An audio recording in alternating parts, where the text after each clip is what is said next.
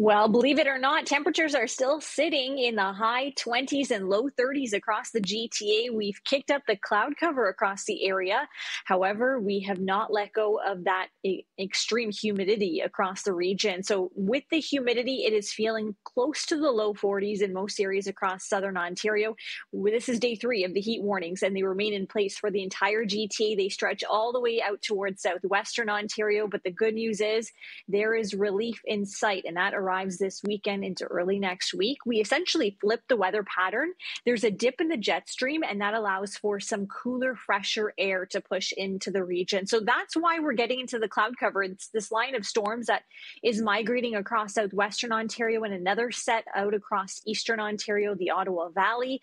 It looks like it's breaking apart, so it's not quite reaching us here in the city, but it certainly is out across surrounding areas. So severe thunderstorm watches and warnings still lingering this hour.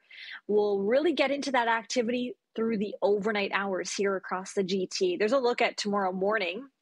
Rounds of showers, some heavy rain at times, and some possible thunderstorms as well. Now, keep in mind, we're still under that heat warning. There's going to be very mild and muggy air in place tonight, 21 degrees as an overnight low.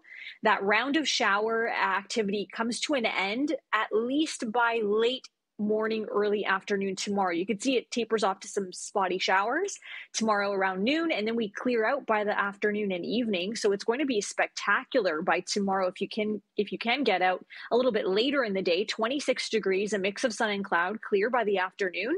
Sunday, much cooler, dry and sunny, 23 degrees. We lose the humidity completely.